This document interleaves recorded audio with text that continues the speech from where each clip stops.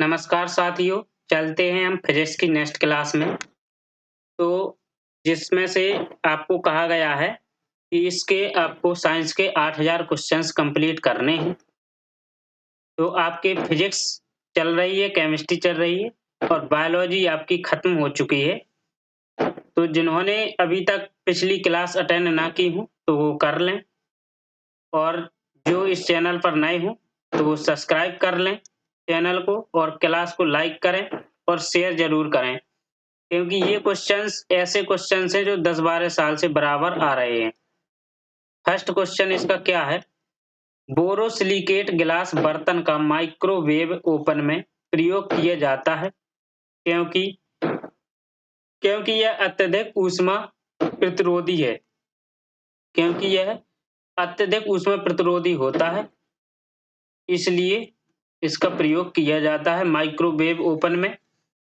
Option number B इसका right answer हो जाएगा, ऑप्शन नंबर बी। और जो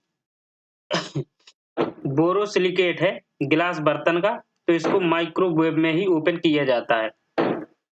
नेक्स्ट क्वेश्चन है, इनमें से कौन विद्युत का काफी अच्छा चालक है? तो वो है ग्रेफाइट। ग्रेफाइट ये बहुत अच्छा चालक है विद्युत का। ये एक ग्रेफाइट अधातु होती है। ये ग्रेफाइट एक अधातु है। क्या है? अधातु, जो विद्युत का बहुत अच्छा चालक होता है। नेक्स्ट क्वेश्चन है आपका, किसी वस्तु यानी पदार्थ में किसकी उपस्थिति के कारण वह विद्युत का सुचालक बनता है? तो वो इलेक्ट्रॉन बनता है। कौन बनता है? इलेक्ट्रॉन विद्युत का सुचालक बनता है। ऑप्शन नंबर सी इसका आंसर हो जाएगा राइट। नेक्स्ट क्वेश्चन है, निम्नलिखित में से कौन सा विद्युत आवेश का सुचालक है? तो इनमें से विद्युत आवेश का सुचालक कौन सा है? तो वो आपका आंसर हो जाएगा ऑप्शन नंबर सी तांबा। तांबा एक विद्युत आवेश का सुचालक है। ये एनटीपीसी में आया हुआ था क्वेश्चन। तो जैसे ये विद्युत के चालक जो सुचालक होते हैं, चालक या सुचालक, जैसे एक तो तांबा हो गया, चांदी भी है जो विद्युत की चालक यानी चालक या सुचालक है, एल्यूमीनियम भी है। एल्यूमीनियम ये विद्युत की सुचालक होती है। नेक्स्ट क्वेश्चन आपका, निम्नलिखित में से समानता का पता लगाएं। ये चांदी, सोना, तांबा, एल्यूमीनियम, तो समानता का पता लगाना है इसमें। तो कैसे लगाएंगे हम समानता का पता? ऑप्शन नंबर सी इसका राइट हो जाएगा, क्योंकि ये सभी सुचालक हैं अच्छे। ये विद्युत के सभी सुचालक हैं।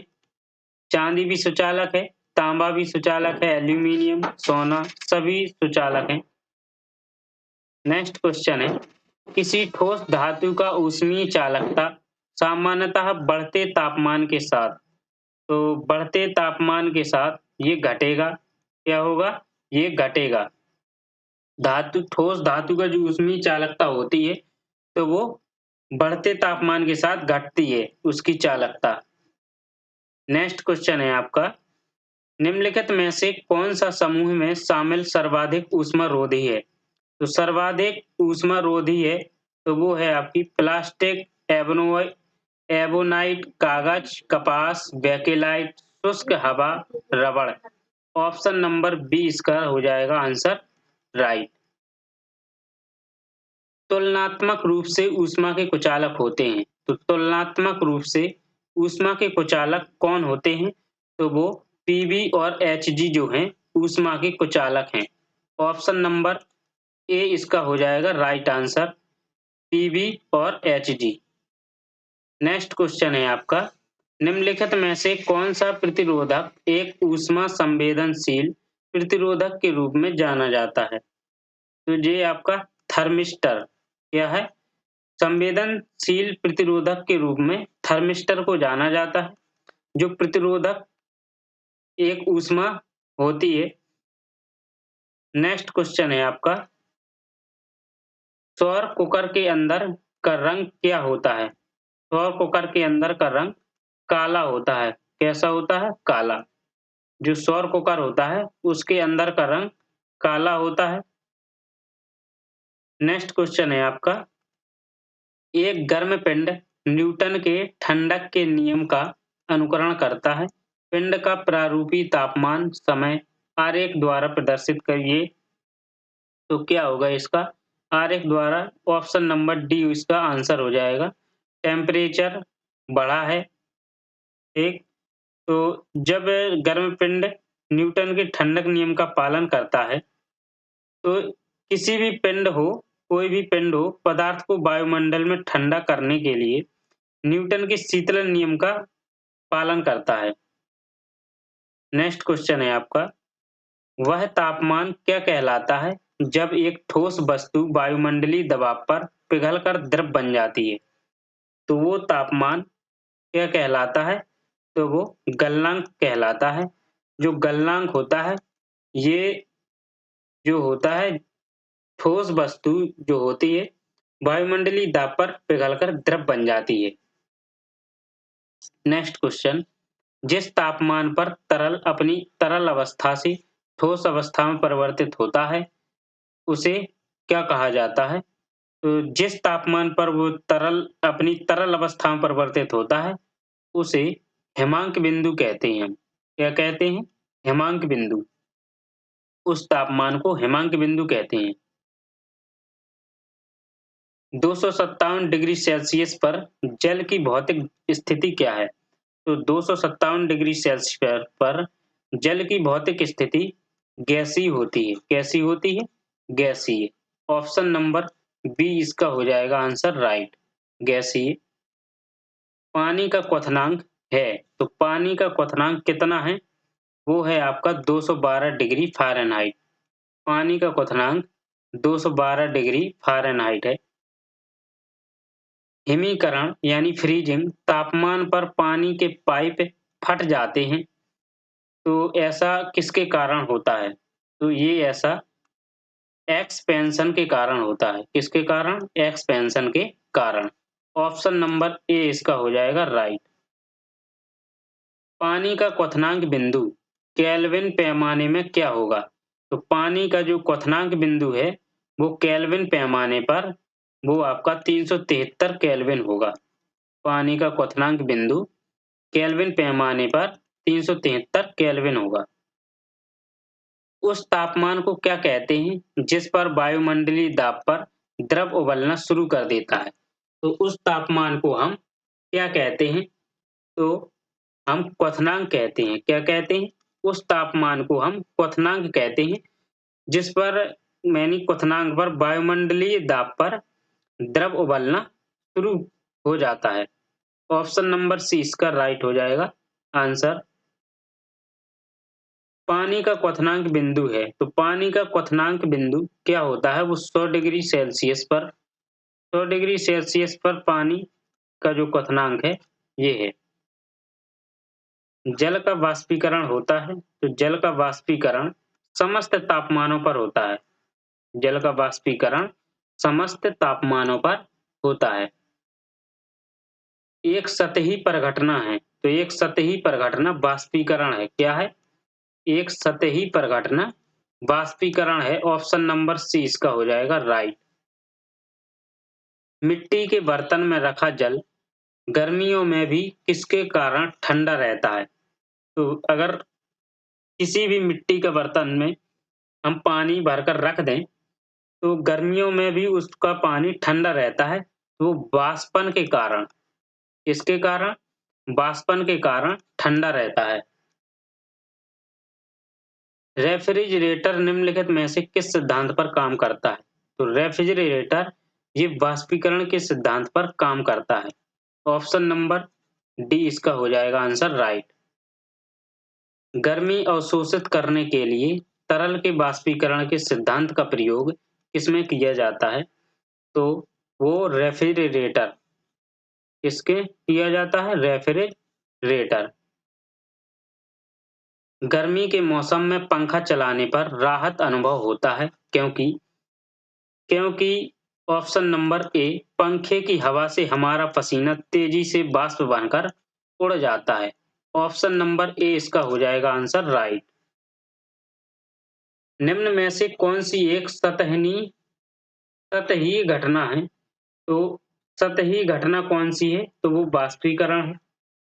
इन ऑप्शनों में से वाष्पीकरण जो है एक सतही घटना है। किसी तरल की समान मात्रा के लिए निम्नलिखित में से किस प्रक्रिया की गति सबसे धीमी होती है? तो ऐसी कौन-सी प्रक्रिया है जिसकी गति सबसे धीमी? तो वो वाष्पीकरण प्रक्रिया है, जिसकी गति सबसे धीमी होती है। ऑप्शन नंबर सी इसका हो जाएगा आंसर राइट। इनमें से कौन-सा वैद्युत उपकरण जूल के तापन नियम पर आधारित नहीं है? तो वैद्युत उपकरण जूल के तापन नियम पर आधारित नहीं है, तो वो आपका वैद्युत प्लग एवं स्विच क्या है? वैद्युत प्लग एवं स्विच पर आधारित नहीं है। तो कौन-सा वैद्युत उपकरण है? जो वैद्युत प्लग एवं स्विच जो उपकरण है, वो जूल के तापन नियम पर आधारित नहीं है। गर्मी सीधे किससे संदर्भित नहीं होती है? तो गर्मी सीधे थर्मल ऊर्जा का मापन जो होता है, तो थर्मल ऊर्जा का मापन से संदर्भित नहीं होती है गर्मी सीधे तौर पर। स्थिर अवस्था में ऊष्मा प्रवाह का तात्पर्य होता है। तो स्थिर अवस्था में ऊष्मा प्रवाह का तात्पर्य क्या होता है? तो वो ऊष्मा प्रवाह की दर स्थिर हो या ऊष्मा प्रवाह समय पर आधारित ना हो। ऊष्मा प्रवाह की दर स्थिर हो या ऊष्मा प्रवाह समय पर आधारित ना हो। ऊष्मागतिकी का 0वां नियम यह बताता है कि ऑप्शन नंबर डी जब 2 प्रणालियाँ तीसरी प्रणाली के साथ ऊष्मा संतुलन में हैं, तो वे एक-दूसरे के साथ ऊष्मा संतुलन में होती हैं। ऑप्शन नंबर डी इसका हो जाएगा आंसर राइट। नेक्स्ट क्वेश्चन है आपका, निम्न में से कौन सही है? तो इनमें से 4 विकल्पों में से कौन-सा सही हो जाएगा? पहले घटता है और फिर बढ़ता है। पहले घटता है, फिर बढ़ता है। जल का विशिष्ट आयतन जो होता है, जब 0 डिग्री सेल्सियस पर ऊष्मा दी जाती है, तो पहले घटता है और फिर बढ़ता है। ब्रह्मांड की एन्ट्रॉपी की प्रवृत्ति होती है, तो ब्रह्मांड की जो एन्ट्रॉपी प्रवृत्ति है, तो वो कैसी होती है? अधिकतम होती है। ब्रह्मांड की एन्ट्रॉपी प्रवृत्ति अधिकतम होती है। जिसका तापमान लिया जाना है, उसे स्पर्श किए बिना जिस उपकरण से उसका तापमान मापा जा सकता है, तो वह है आपका विकिरण। क्या है? विकिरण या अवरक्त पायरोमीटर। विकिरण या अवरक्त पायरोमीटर। ऑप्शन नंबर ए इसका हो जाएगा राइट आंसर। एक ऊष्मागतिक प्रणाली में ऊष्मा संतुलन या तब प्राप्त किया जाता है जब 2 पिंड पहुँचते हैं, तो जब 2 पिंड एक समान तापमान तक पहुँचते हैं। एक समान तापमान तक पहुँचते हैं। ऑप्शन नंबर सी इसका हो जाएगा राइट आंसर। एक ऊष्मागतिक प्रणाली में वह प्रक्रिया जिसमें आयतन स्थायी रहता है, वह प्रक्रिया कहलाती है। तो वह प्रक्रिया क्या कहलाती है जिसमें आयतन स्थायी रहता है? तो वो है आपका सममितीय। सममितीय प्रक्रिया कहलाती है। ऑप्शन नंबर बी इसका हो जाएगा राइट आंसर। दाब व आयतन का गुणनफल तथा आंतरिक ऊर्जा U के योगफल को क्या कहते हैं? तो इसके योगफल को हम एंथैल्पी कहते हैं। क्या कहते हैं? एंथैल्पी कहते हैं। ऑप्शन नंबर सी इसका हो जाएगा आंसर राइट। उष्णता यानी हीट, उष्णता से संबंधित भौतिक विज्ञान की शाखा को क्या कहते हैं? तो उष्णता से संबंधित भौतिक विज्ञान की शाखा को हम थर्मोडायनामिक्स कहते हैं। क्या कहते हैं? थर्मोडायनामिक्स कहते हैं। ऊष्मागतिकी के किस नियम के द्वारा ऊर्जा संरक्षण के नियम को जानते हैं? तो ऊष्मागतिकी के किस नियम के द्वारा हम जानते हैं ऊर्जा संरक्षण के नियम को? तो प्रथम नियम। कौन-सा? प्रथम नियम के द्वारा, ऊष्मागतिकी के प्रथम नियम के द्वारा जानते हैं। इसका प्रयोग स्वचालित हीटिंग उपकरणों में तापमान को नियंत्रित करने के लिए किया जाता है। तो तापमान को नियंत्रित करने के लिए करते हैं, तो वो आपका थर्मोस्टेट हो जाएगा। ऑप्शन नंबर डी इसका राइट आंसर हो जाएगा। थर्मोस्टेट का इस्तेमाल किया जाता है। एक आदर्श गैस समीकरण के लिए एंथैल्पी में परिवर्तन क्या होगा यदि ताप परिवर्तन डेल्टा टी दिया गया है। डेल्टा एच क्या होगा यदि ताप परिवर्तन डेल्टा टी दिया गया है, जहां Cp ऊष्मा क्षमता स्थिर दाब पर, Cv ऊष्मा क्षमता स्थिर आयतन पर। तो ये आपका ऑप्शन हो जाएगा D, Cp delta T. Option number D इसका आंसर हो जाएगा राइट। ऊष्मा संतुलन क्या है? ऊष्मा संतुलन आपका क्या है? तो वो है पृथ्वी द्वारा अवशोषित आपतित ऊष्मा और विकिरण के रूप में बाहर जाने वाली ऊष्मा के बीच संतुलन। ऑप्शन नंबर सी इसका हो जाएगा आंसर राइट। ऊष्मागतिकी का कौन सा नियम एंट्रोपी को परिभाषित करता है? तो ऊष्मागतिकी का कौन सा नियम है जो एंट्रोपी को परिभाषित करता है? तो वो द्वितीय नियम है। कौन सा है? द्वितीय नियम। ऑप्शन नंबर सी इसका आंसर हो जाएगा राइट। निम्नलिखित में से कौन सी विद्युत चुम्बकीय तरंगें हैं? तो इनमें से विद्युत चुम्बकीय तरंगें कौन सी हैं? तो वो एक्स किरणें। कौन सी हैं? एक्स किरणें हैं जो ये विद्युत चुम्बकीय तरंगें हैं। किस रंग की तरंग दैर्ध्य सबसे कम होती है? तो ऐसी कौन सी रंग है, कौन सा रंग है जिसकी तरंग दैर्ध्य सबसे कम होता है? तो वो बैंगनी। बैंगनी रंग का तरंग दैर्ध्य सबसे कम होता है। किसी माध्यम में किसी तरंग के किसी कण द्वारा एक पूरा कंपन किए जाने पर तरंग जितनी दूरी तय करती है उसे हम तरंग दैर्ध्य कहते हैं।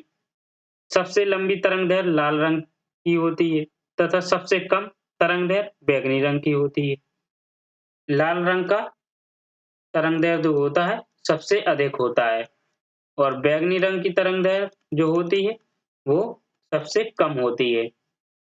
सर्वाधिक विचलन, तो बैंगनी रंग का सर्वाधिक विचलन होता है। विचलन जो होता है, विचलन बैंगनी रंग का सर्वाधिक होता है, बैंगनी का।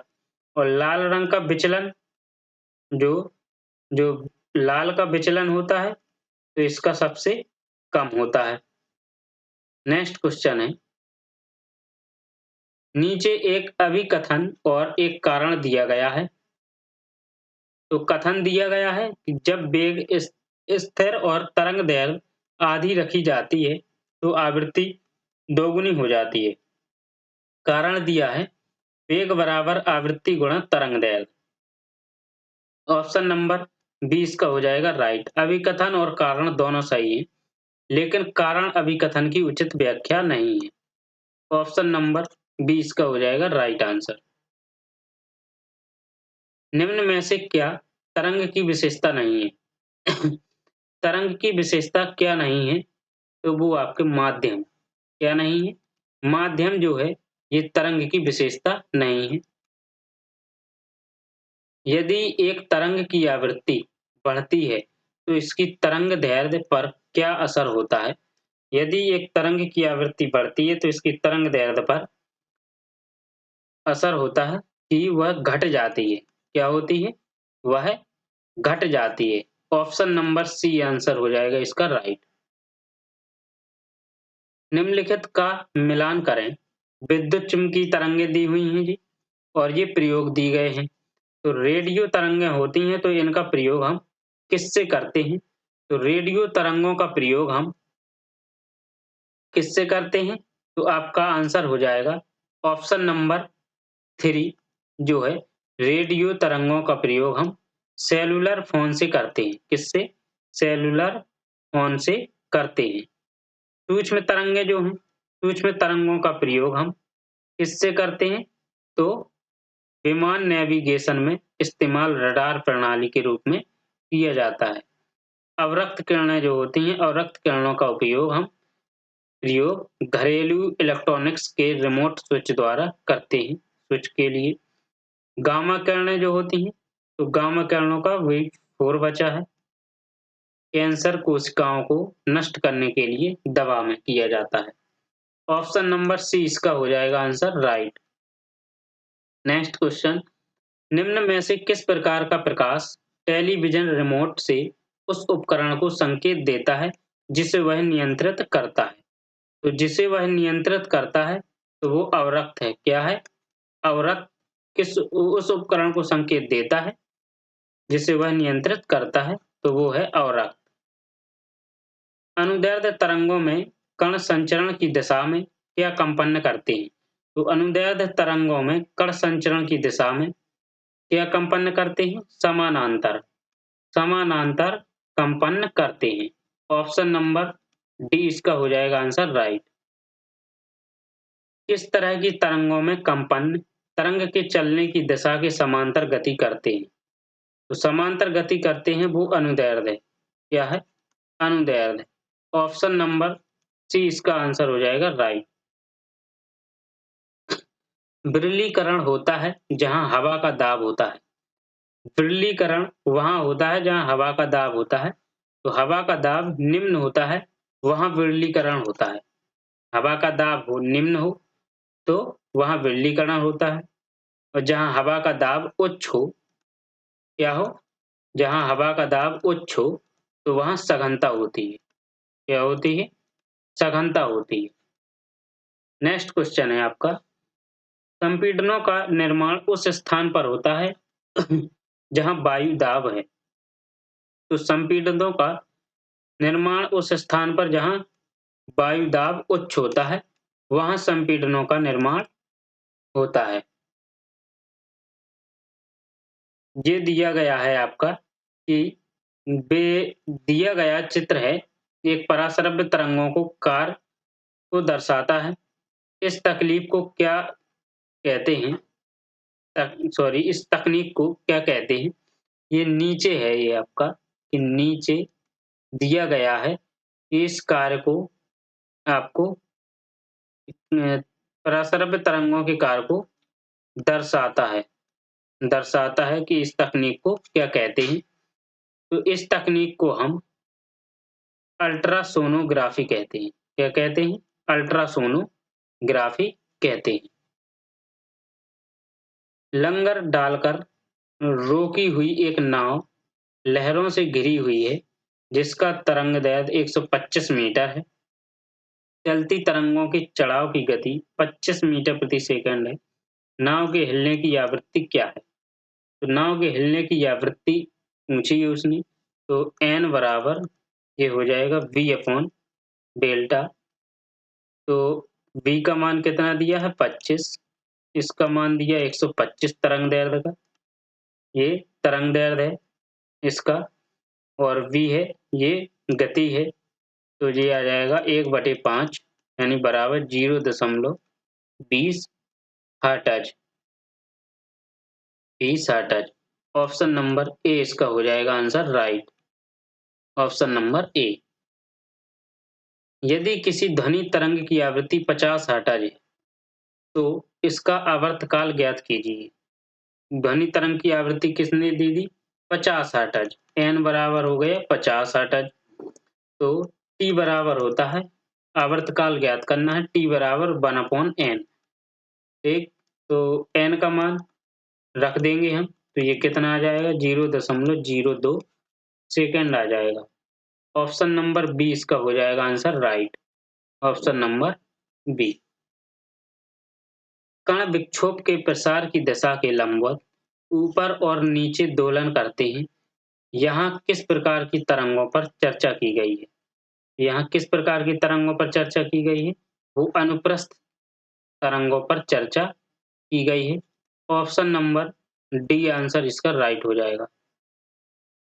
कंपन कर रही वस्तु का समय अंतराल 0.04 सेकंड है, तो तरंग की आवृत्ति क्या होगी? तो तरंग की आवृत्ति आपकी 25 हर्ट्ज होगी। क्या होगी? तरंग की आवृत्ति 25 हर्ट्ज होगी। किसी विस्फोट के कारण समुद्र के तल पर बनने वाली लहरें होती हैं। तो किसी विस्फोट के कारण जब विस्फोट होता है तो समुद्र की जो तल पर बनने वाली जो लहरें होती हैं, तो वो अनुदैर्ध्य लहरें होती हैं। कैसी होती हैं? अनुदैर्ध्य लहरें। निम्नलिखित में से कौन-सी एक अनुप्रस्थ तरंग नहीं है? तो अनुप्रस्थ तरंग नहीं है, वो ध्वनि तरंग नहीं है। जो अनुप्रस्थ तरंग है, वो रेडियो अनुप्रस्थ तरंग है, प्रकाश अनुप्रस्थ तरंग है, प्रकाश तरंग, विद्युत चुम्बकीय तरंग अनुप्रस्थ तरंग, ध्वनि तरंग अनुप्रस्थ तरंग नहीं है, बल्कि ये एक अनुदैर्ध्य तरंग क्या है? बल्कि ये एक अनुदैर्ध्य तरंग है, ध्वनि तरंग।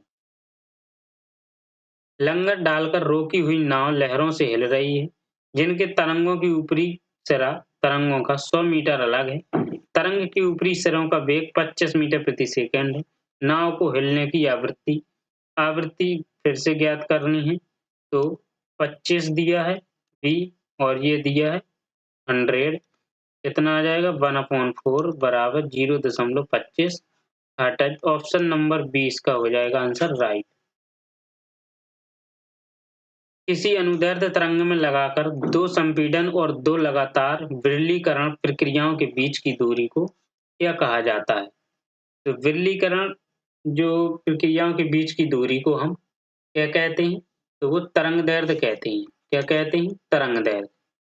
जब 2 लगातार विरलीकरण प्रक्रियाएँ होती हैं, तो उनके बीच की दूरी को हम तरंगदैर्ध्य कहते हैं। निम्न में से किन तरंगों में संपीड़न और विरलन प्रतिक्रिया शामिल है? संपीड़न और विरलन प्रतिक्रिया जो शामिल है, तो वो अनुदैर्ध्य तरंगों में शामिल है। किसमें है? अनुदैर्ध्य तरंग में शामिल है। ऑप्शन नंबर ए इसका हो जाएगा राइट आंसर। एक तरंग का वेग v, आवृत्ति f और तरंगदैर्ध्य डेल्टा है, तो इसका फॉर्मूला क्या हो जाएगा?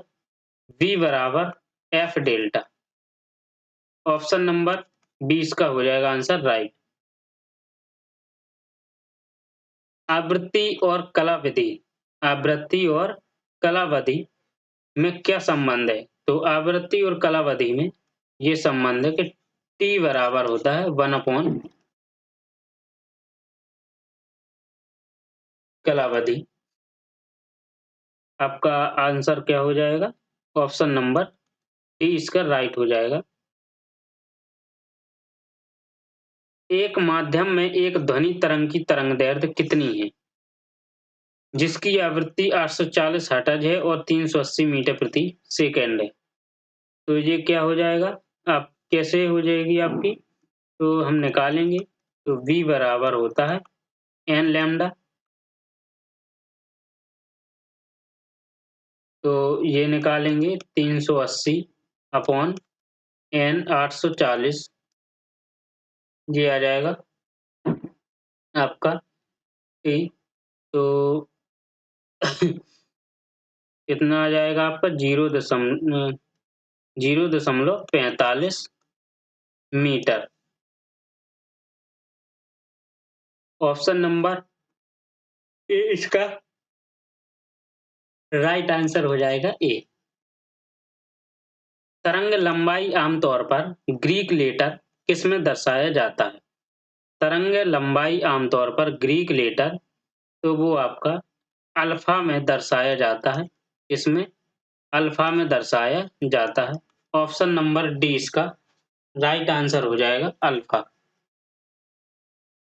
निम्नलिखित में से कौन सा कथन ध्वनि तरंगों और प्रकाश तरंगों के बारे में सही है? तो कौन सा कथन है जो ध्वनि तरंगों और प्रकाश तरंगों के बारे में सही है? ऑप्शन नंबर डी इसका सही आंसर हो जाएगा। ध्वनि तरंगें अनुदैर्ध्य तरंगें होती हैं और प्रकाश तरंगें अनुप्रस्थ होती हैं। जो ध्वनि तरंगें होती हैं अनुदैर्ध्य होती हैं, प्रकाश तरंगें होती हैं अनुप्रस्थ होती हैं। निम्नलिखित में से कौन सा कथन ध्वनि और प्रकाश तरंगों के बारे में सही है? तो कौन सा सही है? ऑप्शन नंबर डी, ध्वनि तरंग अनुदैर्ध्य लेकिन प्रकाश तरंग अनुप्रस्थ। ऑप्शन नंबर डी इसका राइट। एक मात्रा है जो एक तरंग की प्रकृति का वर्णन नहीं करती। जो एक मात्रा है जो तरंग की आवृत्ति का वर्णन नहीं करती है, तो ऑप्शन नंबर ए जो ऊंचाई है ये मात्रा है जो एक तरंग की आवृत्ति प्रकृति की वर्णन नहीं करती है ऊंचाई। यदि दिए गए वेग पर किसी ध्वनि तरंग की आवृत्ति बढ़ाई जाए तो इसके तरंग दैर्ध्य पर क्या प्रभाव पड़ता है? तो इसके तरंग दैर्ध्य पर आपका प्रभाव पड़ता है कि इसकी तरंग दैर्ध्य में कमी आ जाएगी। इसकी तरंग दैर्ध्य में कमी आ जाएगी। ऑप्शन नंबर डी इसका हो जाएगा आंसर राइट। ध्वनि तरंग 339 मीटर प्रति सेकंड की गति से यात्रा करती है। यदि इसकी तरंग दैर्ध्य 1.5 सेंटीमीटर है तो तरंग की आवृत्ति क्या होगी? तरंग की आवृत्ति, आवृत्ति बराबर ये आपका आ जाएगा। आवृत्ति बराबर हमें निकालना है तो ये 339 ध्वनि तरंग 100 बटे 1.5 ये होता है v बराबर n इंटू तरंग दैर्ध्य यानी लैम्डा। ठीक, इस सूत्र से हम निकालेंगे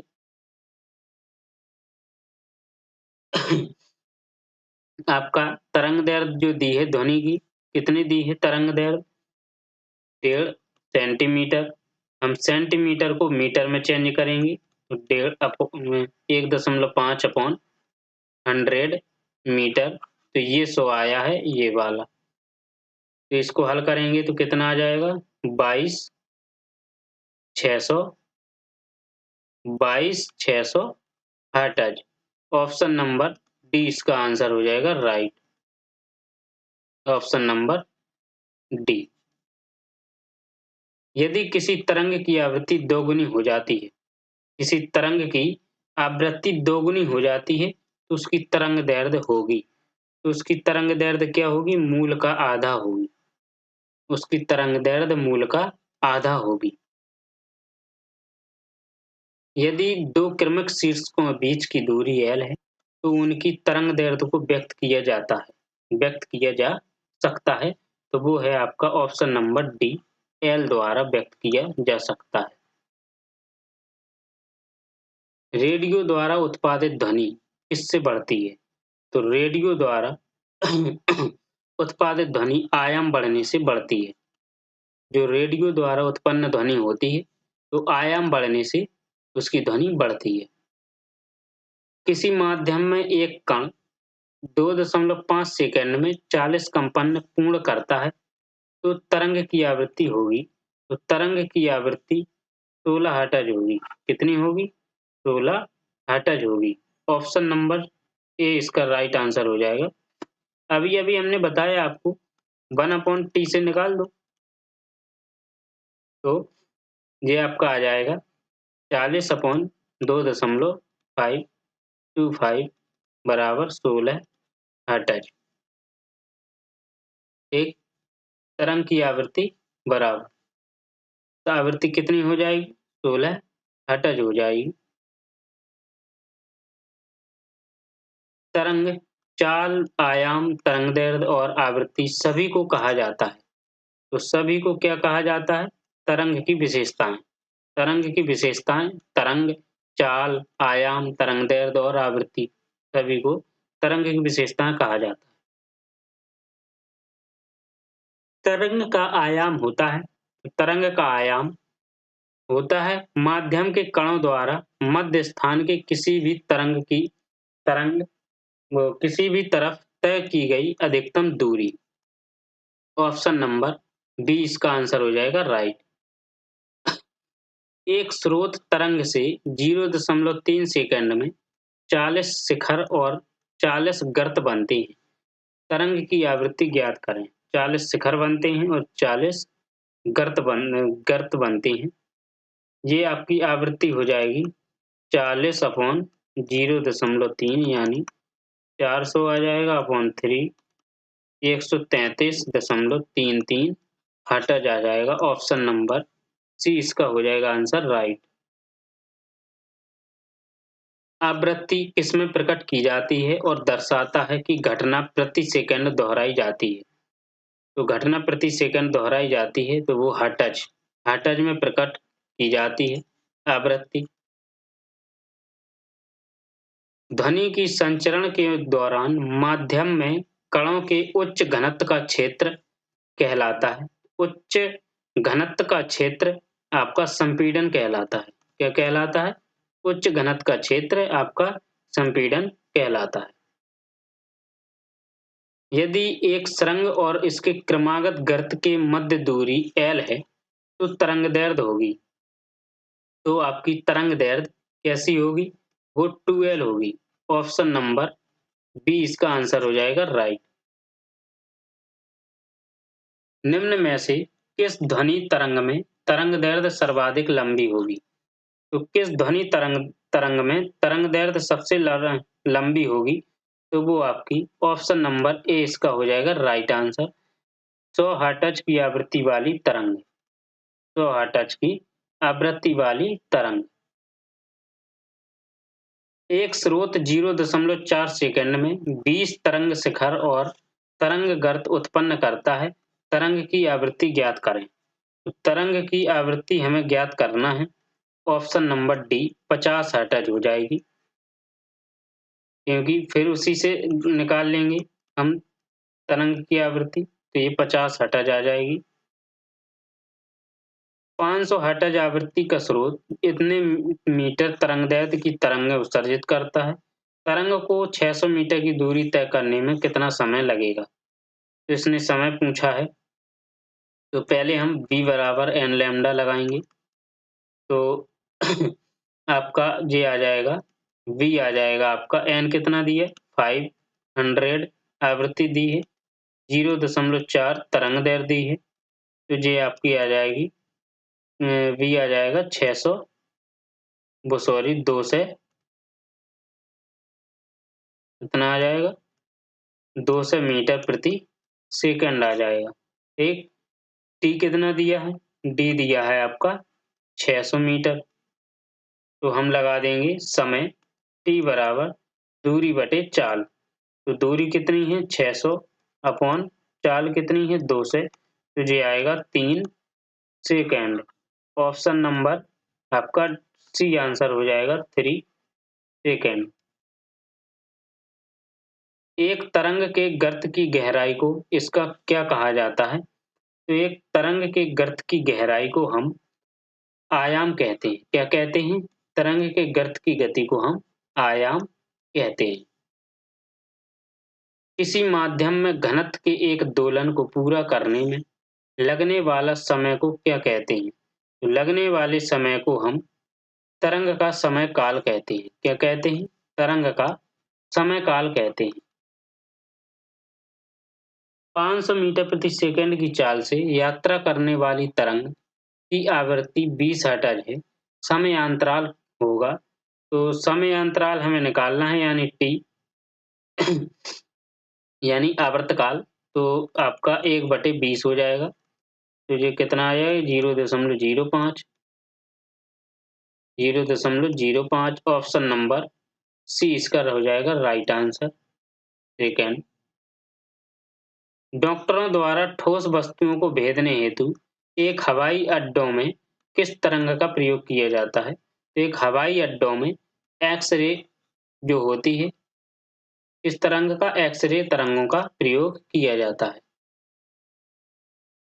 इंफ्रारेड किरणें क्या हैं? तो इंफ्रा जो रेड किरणें हैं, वो विद्युत चुम्बकीय तरंगें हैं। क्या हैं? विद्युत चुम्बकीय तरंगें हैं। इंफ्रारेड जो तरंगें होती हैं, विद्युत चुम्बकीय तरंगें होती हैं। निम्नलिखित में से किस विद्युत चुम्बकीय तरंग की तरंगदैर्ध्य सबसे कम होती है? तो किस विद्युत चुम्बकीय तरंग की तरंगदैर्ध्य वो होती है आपकी गामा किरणों की तरंगदैर्ध्य सबसे कम। गामा किरणों की तरंगदैर्ध्य होती है सबसे कम। दृश्यमान विकिरण की खोज किसने की थी? दृश्यमान विकिरण की खोज आइजक न्यूटन ने की थी। किसने की थी? दृश्यमान विकिरण की खोज आइजक न्यूटन ने की थी। ऑप्शन नंबर सी इसका हो जाएगा आंसर राइट।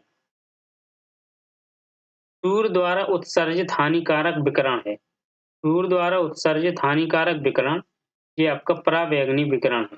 क्या है आपका? पराबैंगनी विकिरण हो जाएगा। निम्नलिखित में से कौन-सा किसी ध्वनि तरंग के प्रति इकाई समय में किए गए दोलनों की संख्या है? किए गए दोलनों की जो संख्या है, वो है आवृत्ति। ऑप्शन नंबर डी इसका आंसर हो जाएगा राइट। ध्वनि की आवृत्ति v, तरंगदैर्घ्य लैम्ब्डा और चाल v के बीच क्या संबंध है? तो वो है आपका v बराबर lambda n। Option number C इसका आंसर हो जाएगा राइट। एक तरंग की आवृत्ति 50 हर्ट्ज और चाल 36 मीटर प्रति सेकंड है। इस तरंग की तरंगदैर्घ्य क्या है? तो इस तरंग की तरंगदैर्घ्य निकालना है, तो ये निकालेंगे हम। तो आ जाएगा आपका v/n। v कितना दिया है आपका? 36/50, 0.72 मीटर। ऑप्शन नंबर डी इसका आंसर हो जाएगा राइट। कौन सा? डी। निम्नलिखित में से कौन सी विद्युत चुम्बकीय तरंगें नहीं है? तो कौन सी विद्युत चुम्बकीय तरंगें नहीं है? वो अल्ट्रासाउंड। अल्ट्रासाउंड जो तरंगें होती हैं, ये विद्युत चुम्बकीय तरंगें नहीं होती हैं। अनुप्रस्थ तरंग क्या हैं? अनुप्रस्थ तरंग जो होती हैं, तो ये क्या होती हैं अनुप्रस्थ तरंग?